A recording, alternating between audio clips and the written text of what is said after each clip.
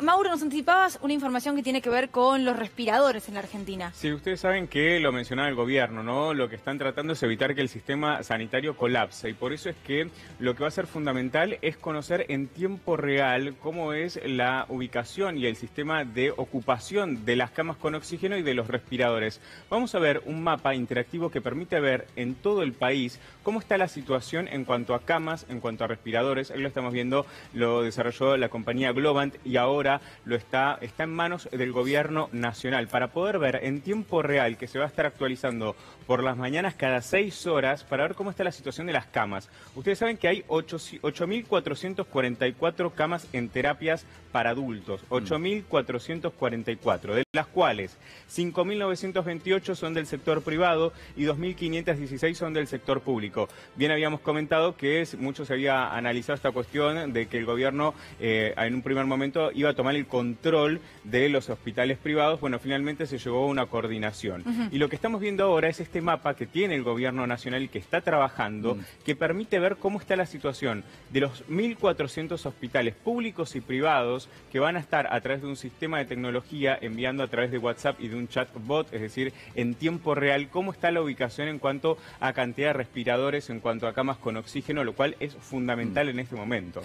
Vos sabés, Mauro, me haces pensar en lo que uno va leyendo, ¿no, Luli? Y lo que tomamos contacto muchas veces como información, que es la cantidad enorme de empresas que han modificado lo que son los productos que hacían, la producción que tenían, y que van incorporando producción a los elementos que se van a utilizar de aquí en adelante muchísimo. No solamente el alcohol en gel y los barbijos, que es lo más conocido, sino también a determinados productos que hacen falta justamente para proveer oxígeno a las personas que contraen coronavirus.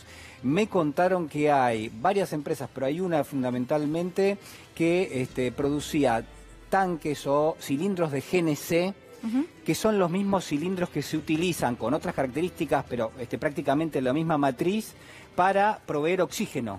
Que esos tubos se cargan de oxígeno y que ahora se está exportando esto a Italia y a España, y que en gran medida los intendentes de la provincia de Buenos Aires, cuando se los consulta, no tienen ni siquiera stock de eso. Entonces, fíjate cómo a veces cambia la matriz productiva, pero tiene que ver con esto, ¿no? Con que de a poco debiera irse notando una sumatoria de recursos por parte de todo el sistema de salud, público y privado, que a veces queda ahí a mitad de camino. Me parece que es importante seguirlo y está bueno el sistema. El sistema me parece perfecto también porque lo que permite es poder hacer predicciones. Sabemos que tomar las decisiones con anticipación es clave en estos momentos y lo que va a tener el gobierno es la posibilidad de poder ver en tiempo real cómo está la situación. Hace minutos les comentaba que hay 98 personas en terapia intensiva y hay 8.444 camas. Pero ¿qué pasa? Esto puede cambiar de un momento a otro y va avanzando día tras día. Por eso es que ese dato es fundamental. Y en cuanto a lo que decías y mencionaba Juli de la cantidad de empresas que están rotando haciendo este cambio, recién hablamos por ejemplo con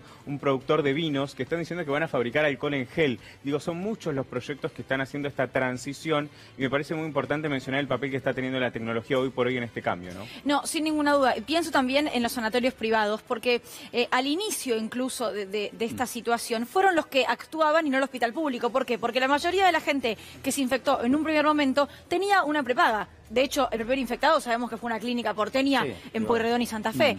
Con lo cual, el rol del privado en este contexto también es importante, ¿no? Y este acuerdo al que llegaron con el gobierno nacional de decir, bueno, hoy estoy yo y si necesitas mandarme a alguien que no está en mi obra social o en mi prepaga, también lo voy a atender. Bueno, es que si nos ponemos a ver en los números concretos para no irnos de los datos, 5.928 camas son del sector privado, es decir, casi el doble del sector público. Y hay que decir que en algunos países tuvieron que estatizar por el momento algunos hospitales privados, como por ejemplo Islandia, para que frente a cualquier situación de incremento de los casos tengan que utilizar clínicas privadas. Hay una idea que a mí me parece que hay que dejar en claro, que es por qué el gobierno tiene tanta precaución, no solamente con el coronavirus, sino además con la capacidad del sistema sanitario.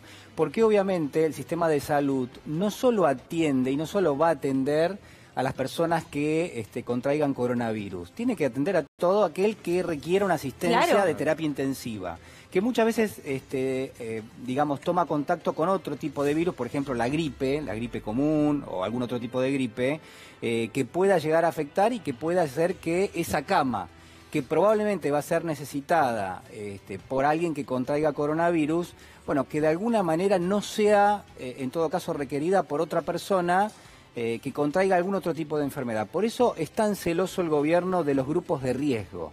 Y por eso, muy probablemente, cuando la cuarentena empiece a ser flexibilizada, de todas maneras los grupos de riesgo tengan una rigurosidad enorme en términos de los permisos que van a poder tener para transitar, por ejemplo. Y también es importante, Mauro, me parece hablar, estas imágenes no sé si son de Argentina o de algún otro lugar, pero por ejemplo, son de Tigre, ahí está, del municipio de Tigre. Me hacen acordar también a las que conocimos por el momento de Tecnópolis. Estos lugares no van a ser para aquellas personas que necesiten un respirador Claro. o estén en terapia intensiva. Claro. Van a ser para aquellas personas que contraigan el virus, que necesiten atención, pero que no sea de una gravedad extrema y que además tengan que estar aisladas o con gente en su misma situación. Esto que estamos viendo ahora sí es de Tecnópolis. Digo, estas imágenes son fuertes y me parece que verlas es lo que nos tiene que hacer comprender lo que va a pasar posiblemente, más cuando arranque el frío fuerte. También se están haciendo en el hospital de niños. De niños se está Claro. haciendo también esta situación de ampliar la cantidad de camas. También una cuestión de aislamiento a aquellas personas que hayan dado positivos porque no se pueden reinsertar en la sociedad y muchas veces comparten las casas con otras personas. Entonces la idea y lo fundamental en estos casos es aislarla, no que vuelvan a sus casas porque eso va a hacer que se sigan contagiando otras personas que están conviviendo. Digo, la situación también del distanciamiento social es un privilegio hoy por hoy. Totalmente. No cualquiera se puede aislar en su casa, no cualquiera puede faltar al trabajo. Digo, es una situación compleja y por eso que las camas se vuelven una cuestión fundamental. Los respiradores también fueron fundamentales en Alemania y por eso es que estamos tratando de hablar con datos concretos, ¿no? No, y lo que pienso, y eso se lo pregunto a Julián principalmente, ¿no?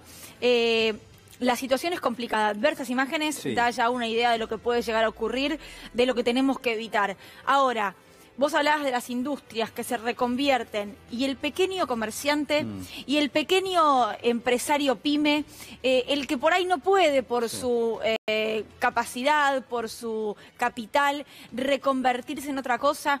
Es muy difícil la situación del gobierno. Por supuesto. No hay ninguna duda. Ayer planteábamos un escenario que a todas luces va a ir cumpliéndose, porque es lo que ha pasado en otros países, donde vos sabés, Luli, que los dirigentes políticos en el comienzo mismo de la cuarentena, cuando dictaminan y toman las medidas que conocemos todos, suben rápidamente su imagen pública, es decir, la conceptualización que hay de ese dirigente es importante, sube, y después a medida que pasa el tiempo, la gente se vuelve más ansiosa, Obvio. los sectores económicos que vos estás marcando le empiezan a pedir algún tipo de respuesta al gobierno, y entonces ahí sufre una erosión también en términos de la imagen, por supuesto a raíz de las tensiones y de lo que se le pide. Es decir, se necesita un gobierno que redoble los esfuerzos para sostener las medidas, porque a medida que pasa el tiempo sube muchísimo lo que es el pedido de respuestas por parte de aquellos que obviamente están sufriendo el momento, por ejemplo, por guardar una cuarentena, como es el sector